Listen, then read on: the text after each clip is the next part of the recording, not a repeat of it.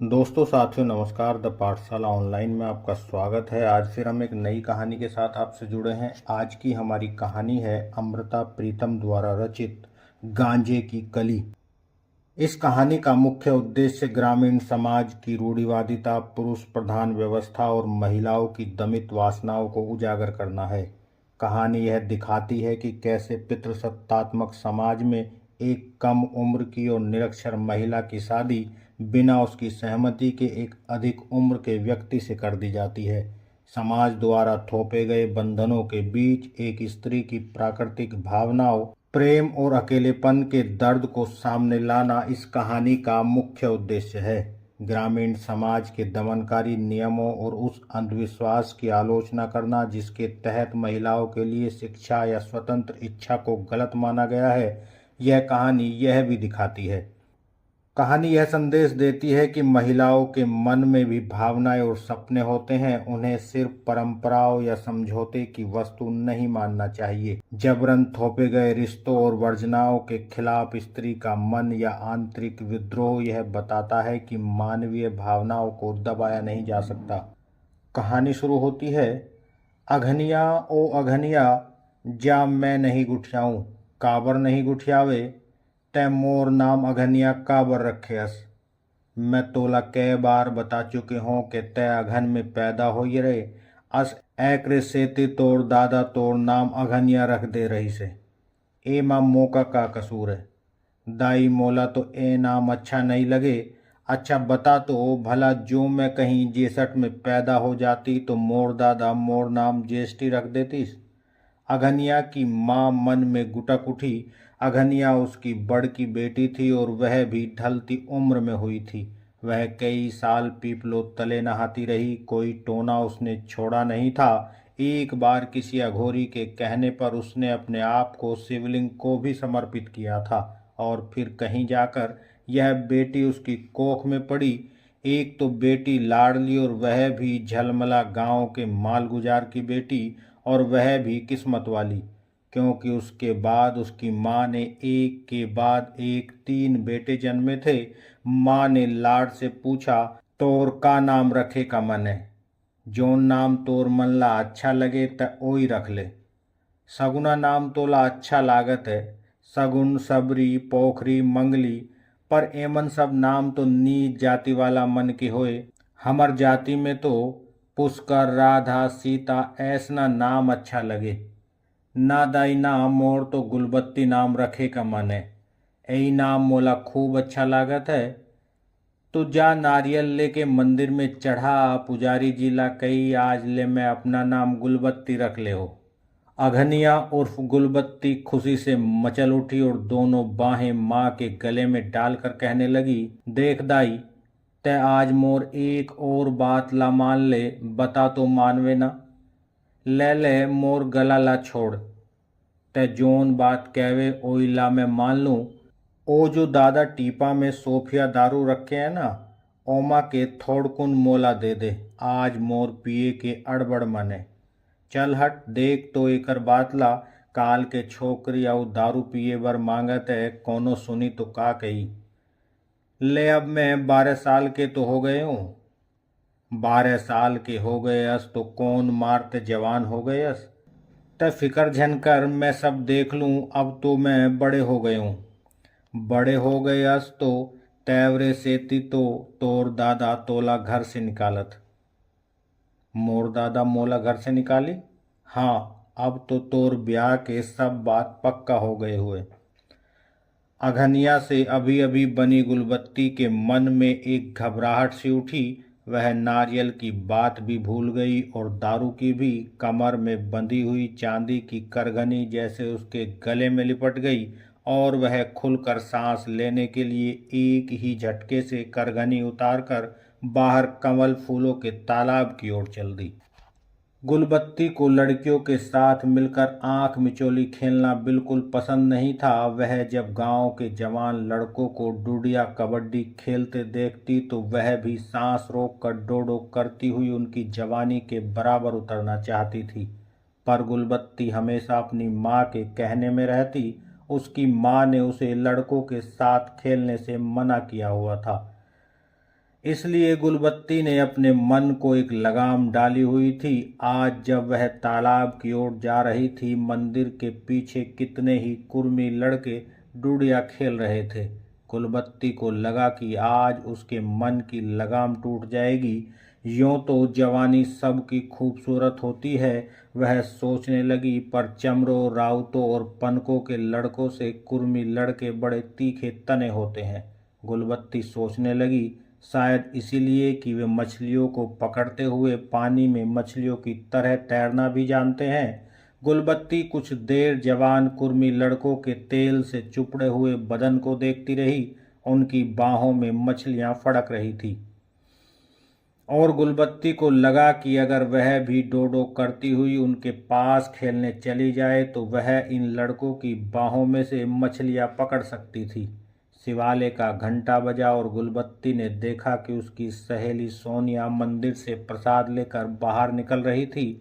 गुलबत्ती को नारियल की बात याद हो आई और लड़कों की बाहों में से मछलियां पकड़ने की बात भूल गई। गुलबत्ती ने सहेली को साथ लेकर मंदिर में नारियल चढ़ाया और शिव की मूर्ति के सामने खड़ी होकर अघनिया से पक्की तरह गुलबत्ती बन गई। गुलबत्ती बनकर वह खुश थी, पर उतनी खुश नहीं जितनी खुश उसे होना चाहिए था। आज माँ ने उसे जो विवाह की बात बताई थी, वह बात उसके दिल में डूब उतर रही थी। वह अपनी सहेली को साथ लेकर जब कमल फूलों के तालाब की ओर गई तो फूलों की नीली और गुलाबी आभा उसके कलेजे में घिर उठी। गुलबत्ती की सहेली गुलबत्ती से 2 साल बड़ी थी। वह कभी कभी एक गीत गाया करती थी जो गुलबत्ती की समझ में कभी नहीं आया। आज गुलबत्ती ने उसे वही गीत गाने के लिए कहा। घर ला फोड़े के बनाए हो कुरिया, तोर माया के मारे जाओ नहीं दुरिया। सहेली ने आज जब यह गीत गाया तो गुलबत्ती को लगा कि आज यह गीत उसकी समझ में आ गया। उसे लगा कि कमल फूलों की नीली और गुलाबी आभा थी जिसकी माया उसके मन को लग गई थी। वह इस माया की मारी कहीं दूर नहीं जा सकती थी और शायद इसीलिए विवाह की बात से उसका मन घबरा रहा था।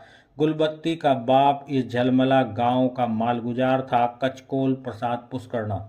गांव में कोई 100 घर होंगे। ये सभी कुर्मियों, पनकों और नीची जाति वालों के घर थे।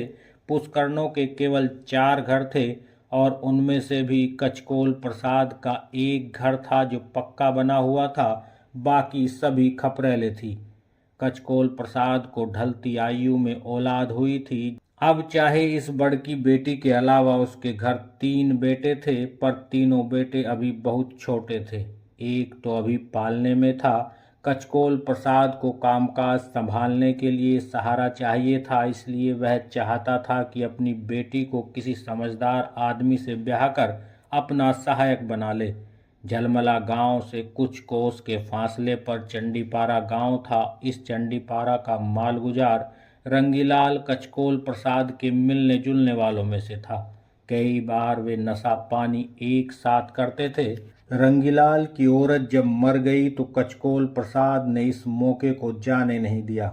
रंगीलाल कचकोल प्रसाद जैसा बड़ा मालगुजार नहीं था, पर कचकोल प्रसाद जानता था कि वह कारोबार में उससे भी बढ़कर था।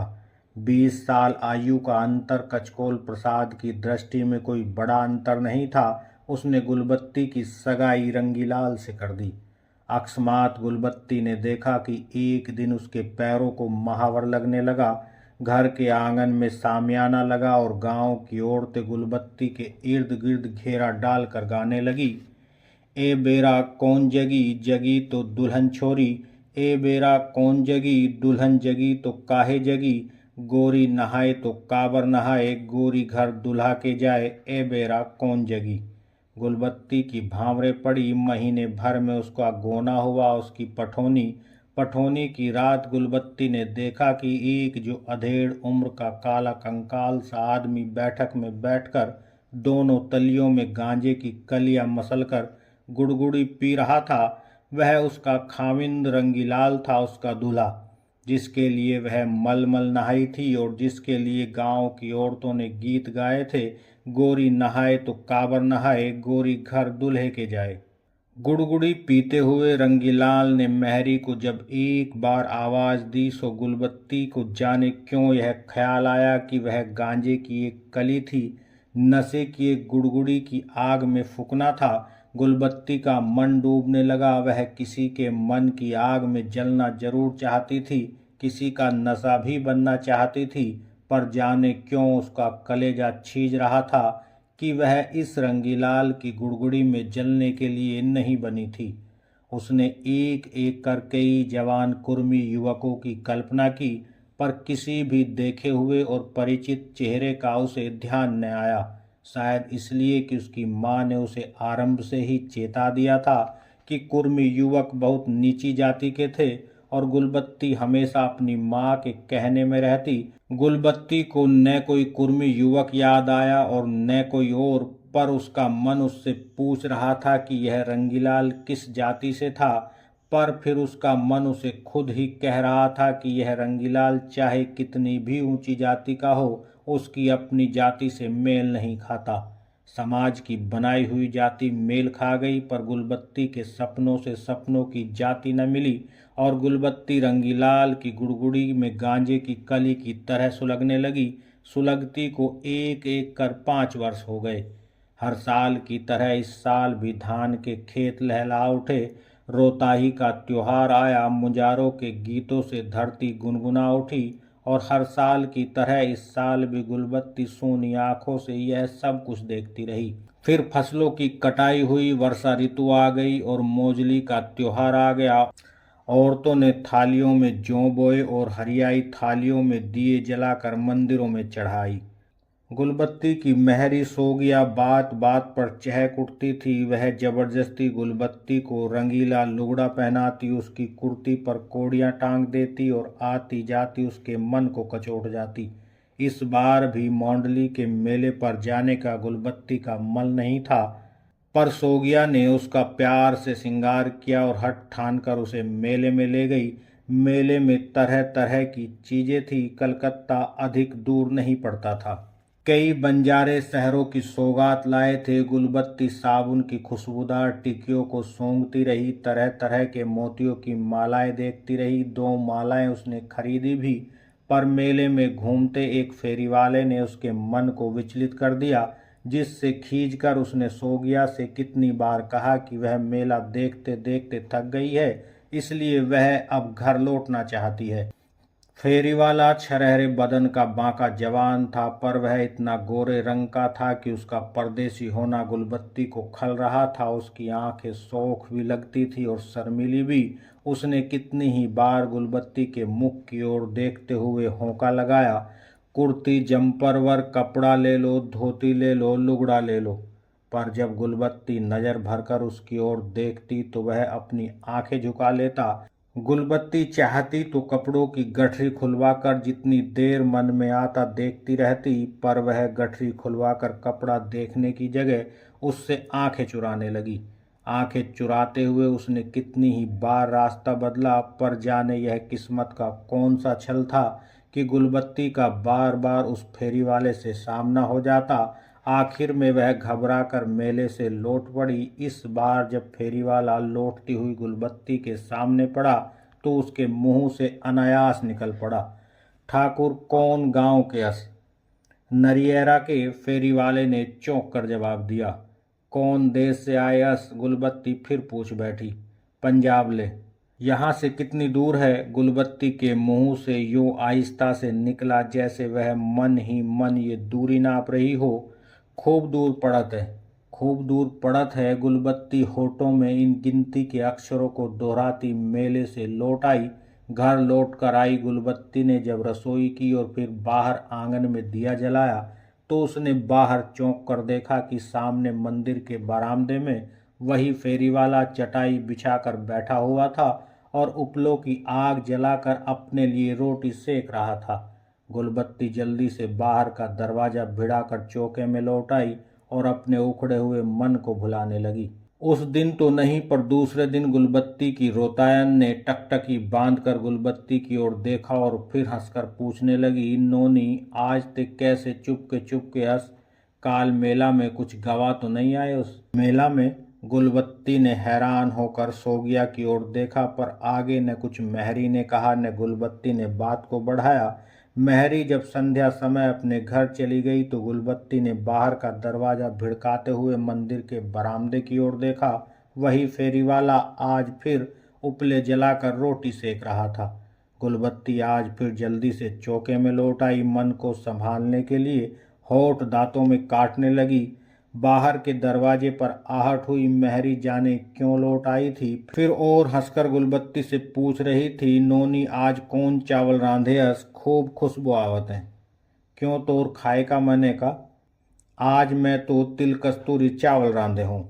चल आज तो खा के देख ले, रामकेलिया के साग और राहर के दाल के साथ तिलक कस्तूरी चावल कैसन मिठात है। ऐदाई ते अघन कुछ रांधे अस, तोर घर के सामने जोन पंजाबी ठाकुर पड़े हैं ओ लो सूखा बाटी खाए।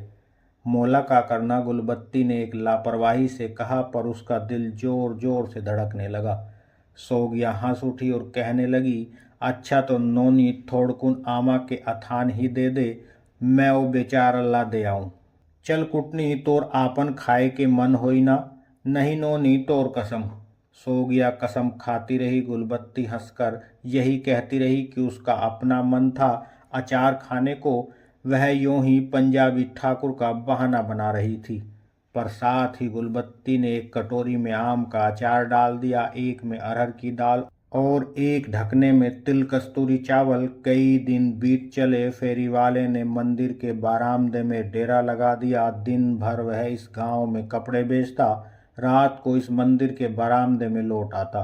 रोज उपले जलाता, गेहूं का आटा मलकर उसे पेड़े बनाता, उसमें घी भरता और उन्हें उपलों की आग पर सेक लेता। रोटी बनाने का यह ढंग पंजाबी नहीं था और इस पंजाबी यात्री ने मध्य प्रदेश की छत्तीसगढ़ी भाषा की तरह ढंग भी सीख लिया था और वह इस तरह रोटी, जिसे मध्य प्रदेश की भाषा में बाटी कहते हैं, सेक लेता। गुलबत्ती की मेहरी ने रोज उसे दाल सब्जी या अचार देने का नियम बना लिया था। कसे सो गया तोर फेरी वाला ठाकुर के का हाल चाल है? आजकल तो तोर ओकर खूब पटत है, कभी अथान ले जात है अस, कभी साग ले जातस, एका का रंग ढंग है। एक दिन गुलबत्ती ने मेहरी को चुटकी भरी। सोगिया ने हंसकर ऐसी नजरों से गुलबत्ती को देखा कि गुलबत्ती को लगा यह नज़र गहरे तक उसके मन में झांक गई थी। गुलबत्ती ने खुद ही सोगिया से मजाक किया, खुद ही लजा गई। सोगिया का साहस बढ़ा, कहने लगी, हमन ला तो मालिक के मन ला देखना पड़त है। मोरमन, गुलबत्ती ने घबरा कर कहा। तय घबरा कावर गयस नोनी? तो मन के बात, मोर मन के बात, मोर जी छट जाए तो छूट जाए, पर तोर वर तो मोर जान ही हाजिर है। सोगिया ने यह बात जाने कितने सच्चे दिल से कही थी। गुलबत्ती का मन स्नेह की सेक से पिघल गया और मोटे मोटे आंसू उसकी आंखों में भर आए। तोर दुखला में जानत हो नोनी, तोर दादा तोली चंडी पारा में ब्याह के भारी गलती करे से। गुलबत्ती को महिरम झिल गई। गुलबत्ती की जिंदगी में यह पहली रात थी जिस रात उसने अपने मन में खुलकर सोचा कि उसकी जिंदगी अगर गांजे की कली थी तो वह इस पंजाबी ठाकुर की तलियों में मसली जाकर उसकी उप की आग में सुलगना चाहती थी। वह एक तीखा नशा बनकर इस गोरे चिट्टे और सुकुमार युवक की आंखों में चढ़ जाना चाहती थी। वह गुलबत्ती आगे सोचती सोचती काँप भी गई और झूम भी गई। दूसरे दिन प्रातःकाल गुलबत्ती ने घर के पीछे बने कमल के फूलों के तालाब पर जाकर बहुत से फूल तोड़े और थाली में डालकर मंदिर में ले गई। मंदिर के बरामदे में से गुजरते हुए गुलबत्ती ने पंजाबी ठाकुर को जी भर कर देखा। आज से 5 साल पहले की एक छोटी सी बात उसे याद आ गई। आज से 5 साल पहले जिस दिन उसने अगनिया से अपना नाम गुलबत्ती रखा था और अपनी सहेली सोनिया को लेकर कमल फूलों के तालाब पर गई थी, उस दिन जब उसकी सहेली ने गाया था, घर ला फोड़ के बनाए हो कुरिया, तोर माया के मारे जाओ नहीं दूरिया।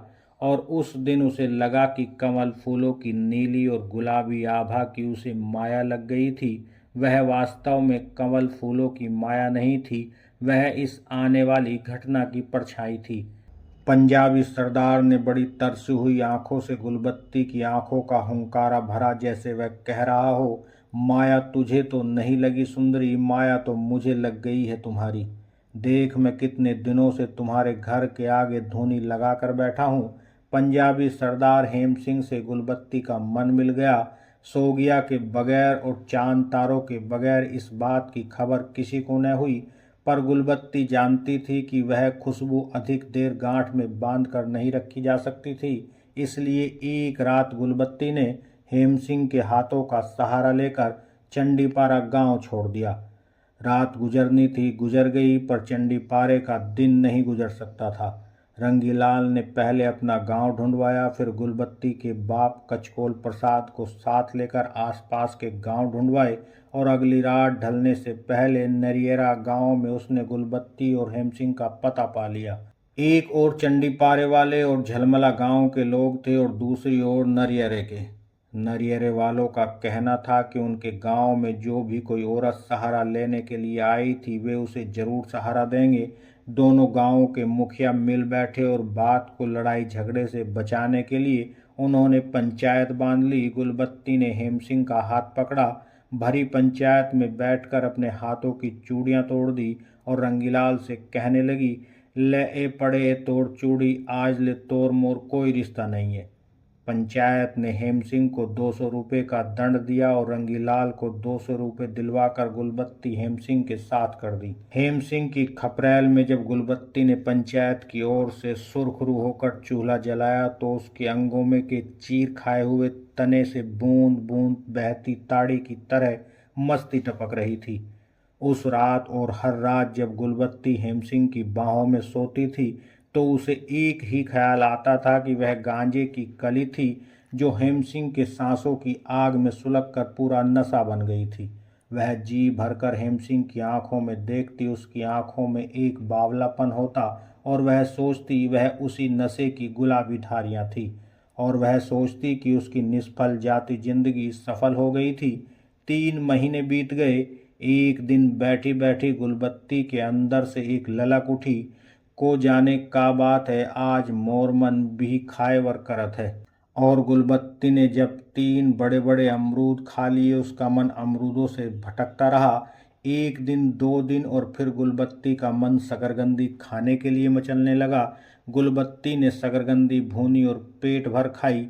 अगले दिन गुलबत्ती हैरान थी, आज मोर जोदरी खाए के मन है और गुलबत्ती ने दूध या भुट्टे भून कर खाए। घर में झोना परागी चावल भी पड़े हुए थे और लुचई चावल भी, पर गुलबत्ती के अंदर से उठकर उनकी नाक को दोबारा चावलों की खुशबू चढ़ गई थी। चावलों के मांड से उसके मन को उबगाई आ रही थी। उसने प्याज भूनकर दूबरा चावलों का पुलाव पकाया, साथ तेल में मछली भूनी और उसका मन खिल उठा। आज मोर समझ में आई से मैं भी कहूँ कैसे मोर मन खाए खाए कर करत है। और गुलबत्ती मटक मटक उठी। आज जब हेमसिंह रात को घर आएगा तो वे दोनों मिलकर अपने आने वाले बच्चे की बातें करेंगे। हेमसिंह फेरी लगाकर अभी घर नहीं लौटा था। मालगुजार के घर से एक आदमी ने आकर एक खत दिया। हेमसिंह को पहले भी कभी कभी अपने गांव से अपने माँ बाप का खत आया करता था और हमेशा मालगुजार के पते पर आता था। गुलबत्ती ने खत को संभाल कर रख दिया और बाहर दहलीज में बैठकर हेमसिंह की राह देखने लगी। आज वह मन में हेमसिंह के लिए दोहरी खुशी लेकर बैठी हुई थी। हेमसिंह की झलक वह घने कुहासे में भी पहचान लेती थी। आज तो अभी सांझ झीनी झीनी थी। उसने सामने की खेत की मेड़ पर आते हुए हेमसिंह की आहट पहचान ली। खुशी की एक लहर उसके मन में उठी और वह सोचने लगी कि वह हेमसिंह को पहले कौन सी बात बताएगी। बच्चे वाली बात बहुत बड़ी थी और बड़ी बात हमेशा अंत में खोली जाती है। गुलबत्ती ने सोचा और अंदर से खत लाकर अपने आंचल में छिपाती वह आगे उलझकर हेमसिंह से मिली। महू तोरवर एक ठन चीज लाए हो, मोर सऊ बदली कर ले। पहले तो गुलबत्ती ने हेमसिंह को बनाया और कहने लगी, पहले मोर मन के साथ आपन मल के बदला बदली कर ले। पर जब हेमसिंह ने गुलबत्ती को अपनी बाहों में लेकर कहा, ओ तो कब के हो चुके हैं, अब मैं वो नया मन कहाँ से लाऊं, तो गुलबत्ती ने आंचल में छिपाया हुआ खत हेमसिंह को दिया और हेमसिंह से मेंगरे के फूल लेकर अपने बालों में टांगने लगी। हेम सिंह ने खत पढ़ा और उसके माथे पर पसीने की बूंदें झलक आई। गुलबत्ती ने जल्दी से हेम सिंह का माथा थामा और अपनी खपरेल में चले आए, पर हेम सिंह का मुख इस तरह हो गया था जैसे भरे दरिया में उसके हाथ से चप्पू छूट गया हो। गुलबत्ती ने महुए की शराब कटोरे में डाली और कटोरा हेम सिंह की ओर बढ़ाते हुए कहने लगी, एमा घबराए के का बात है, जितना पैसा की तोला जरूरत हो इनमें दे हो। पिछले दिनों हेम सिंह को जब गुलबत्ती के बदले इकट्ठे 200 रुपये देने पड़े थे तो उसका हाथ तंग हो गया था। उसने बताया था कि पीछे पंजाब में उसके बूढ़े माँ बाप उसी के सहारे थे। वह उन्हें हर महीने कम से कम 150 रुपये भेजा करता था। तो गुलबत्ती ने एक रात अपने बाप से चोरी अपनी माँ से हेम सिंह को 200 रुपये ला दिए थे। इसलिए अब भी गुलबत्ती ने यही सोचा कि हेम सिंह को रुपयों की जरूरत आ पड़ी थी।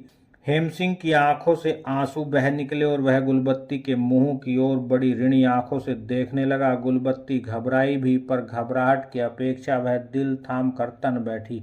उसका मन हेम सिंह के हिस्से की हिम्मत भी अपने पास से जुटा रहा था। धीरे धीरे हेम सिंह ने मन की बात कही और उसने गुलबत्ती को जो प्रेम किया वह सच्चा प्रेम था, पर वह एक बहुत बड़ा झूठ बोल बैठा। जो उसने गुलबत्ती को यह नहीं बताया कि पीछे गांव में उसकी एक औरत भी थी और एक बच्चा भी, और आज उसकी औरत का मिन्नत भरा खत आया था कि उनका इकलौता बेटा मोटर के नीचे आ गया था और वह अस्पताल में पड़ा हुआ है और उसकी औरत ने दुहाई दी है कि वह घर लौट आए। हरी टहनी जैसी गुलबत्ती एक पल भर में झुर गई, बोली कुछ नहीं, केवल हेम सिंह के मुंह की ओर देखती रही। देखते देखते उसके मन में आया कि उसकी सूखे पत्तों जैसी जान अपनी आग से आप ही जल उठे, वह भी जल कर राख हो जाए और उसकी डाल पर बैठा हुआ यह पंछी भी जल कर राख हो जाए। उदासी का एक स्याह बादल गुलबत्ती के मन में उठा और अंधेरी रात जैसा इस बादल को गुलबत्ती के मन में आई एक बात बिजली की तरह चीर गई। गुलबत्ती का सारा बदन बिजली की तरह चमका और बिजली की तरह कांपा। उसने बिजली की लकीर की तरह हेम सिंह की ओर देखा और कहने लगी, मोतोला एक ठन बात बतात हो, मोर बच्चा होई लागत है। हेम सिंह चकित रह गया। उसने सोचा कि चाहे वह गुलबत्ती को पंचायत के सामने अपनी औरत बनाकर उसे पूरा अधिकार दे चुका था, पर इस समय गुलबत्ती ने अपने अधिकार को और पक्का करने के लिए शायद बच्चे वाली बात अपने मन में गढ़ ली थी। मैं तोला सच कहत हो ठाकुर, जोन दिन में तोर घर आए रहूँ मोला बिल्कुल मालूम नहीं रही से कि मोर घर में कुछ होने वाला है। तोर कहे के मतलब एक ही ए बच्चा रंगीलाल का है वे। हाँ, हेम सिंह के मन से एक बार की सारा भार उतर गया। उसने सुरखरू होकर गुलबत्ती की ओर देखा। पहले तो गुलबत्ती के मन में धरती को कपा देने वाली बिजली की कड़क उठी, फिर यह कड़क उसके मन के सूने आसमानों में ही कहीं खो गई और गुलबत्ती ने शांत होकर हेम सिंह को गांव लौटने के लिए तैयार कर लिया। अपने बारे में उसने यही कहा कि वह रंगीलाल के पास लौट जाएगी और उसके बच्चे को उसके बाप के घर जन्म देगी। हेम सिंह को रात की गाड़ी से गांव भेजकर गुलबत्ती ने वह रात नरियरा गांव में काटी। रात का चौथा पहर था जब वह झलमला गांव के लिए चल पड़ी। गुलबत्ती से भी पहले गुलबत्ती की बात गांव में पहुंच गई थी। हेम सिंह जाते हुए नरियरा गांव मालगुजार को मिलकर गया था। उसने मालगुजार को यह बात बताई थी और उसने यह बात रातों रात गुलबत्ती के बाप को पहुंचा दी थी। गुलबत्ती जब झलमला गांव में पहुंची, बाप का मुख खिंचा हुआ था, पर गुलबत्ती की मां ने उसे गले से लगा लिया और उसका दिल बहलाने लगी। गिनती के 3 दिन निकले थे कि कचकोल प्रसाद ने रंगीलाल को बुला भेजा। रंगीलाल ने कुछ हेकड़ी तो दिखाई, पर मन से शायद वह खुश था। उसने कचकोल प्रसाद के घर आकर दारू पानी पिया और गुलबत्ती को फिर से अपने घर डालने के लिए मान लिया। गुलबत्ती पहले अपने बाप से उलझी, फिर रंगीलाल के सामने जाकर तन गई, तोर सच कहत हो ए तोर नाहे, और उसने रंगीलाल के घर बसने से इनकार कर दिया। माँ हैरान थी, सारा गांव हैरान था, पर गुलबत्ती के लिए जैसे कुछ हुआ ही नहीं था। उसने धैर्य से माँ की सयानी बेटी की तरह माँ का चौका चूल्हा संभाल लिया और बाप के सयाने बेटे की तरह बाप के खेतों का काम संभाल लिया और अपने मन को समझा लिया कि हेम सिंह की आंखों में दिखते कमल फूलों की जो माया उसके मन को लग गई थी वह वास्तव में हेम सिंह की आंखों की माया नहीं थी, वह उसकी अपनी कोख से पैदा होने वाले कवल फूल जैसे बच्चे की माया थी। और वह बड़ी उत्सुकता से अपने बच्चे के जन्म का इंतजार करने लगी। गुलबत्ती के मन की गहराई किसी ने न पाई। गांव की औरतें और गांव के मर्द कुछ इधर उधर की चर्चा करते, खेतों की कटाई की बात कर सकते थे और मामले की बात भी कर सकते थे, पर कोई गुलबत्ती की छाती में धड़कते हुए दिल की बात नहीं कर सकता था। गुलबत्ती की कोख में पड़े हुए बच्चे की बात नहीं कर सकता था।